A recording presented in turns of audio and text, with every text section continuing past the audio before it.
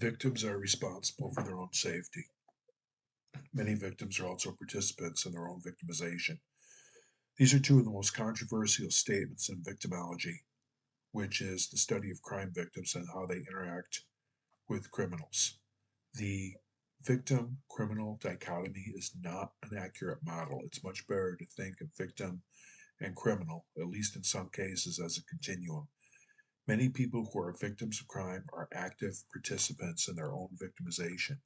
If you buy drugs, if you sell drugs, if you buy or sell stolen property, if you are aggressive, rude, or disrespectful to others, if you cheat on your girlfriend, boyfriend, spouse, lover, you will inevitably become a victim of assault or theft or homicide.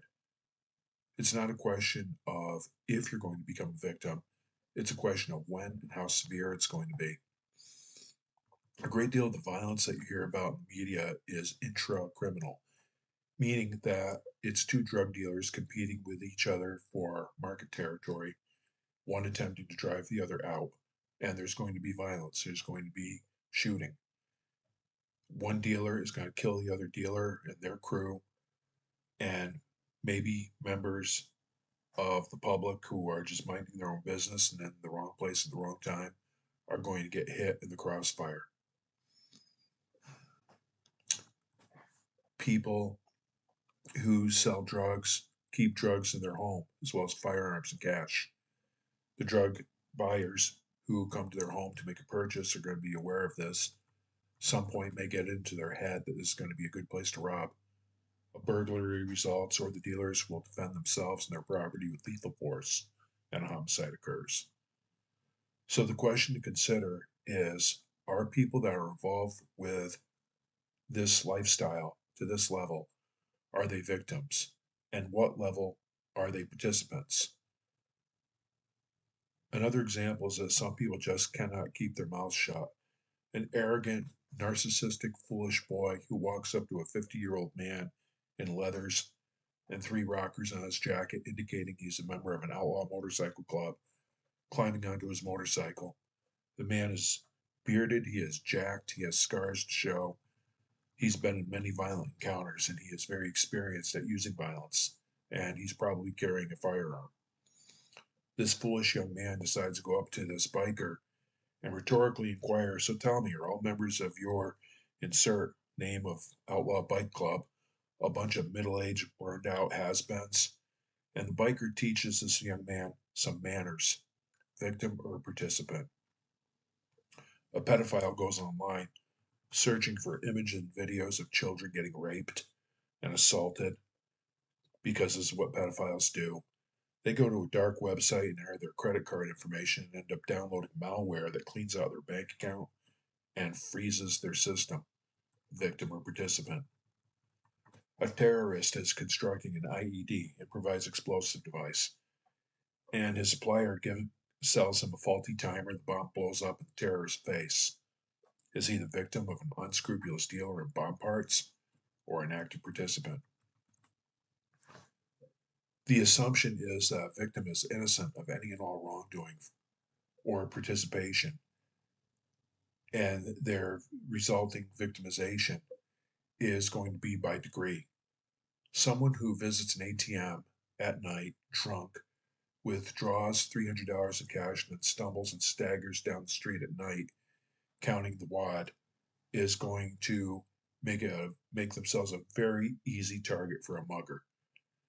Now, does this inattentive drunk deserve to have their money stolen? No, I'm not saying that.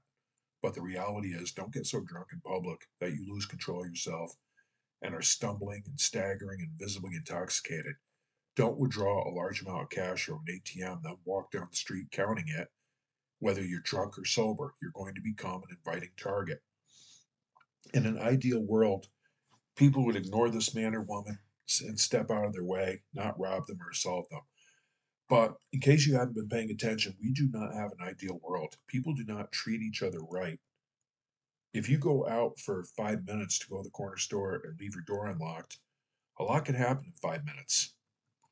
From some long forgotten source, I recall reading something along the line of one third of B&Es breaking and entering or burglaries occur by the burglar turning the knob on the front door. The primary method of entrance into the home is to turn the knob on the front door and walk in. Now, again, I'm not saying you deserve to have your home burglarized because you were complacent and were only going to be out for 5 minutes. The burglar is responsible for the crime and needs to be held accountable under the fullest weight of the law. But the simple action of locking your door would have prevented a lot of damage. It would have made your house a less easy, less inviting target.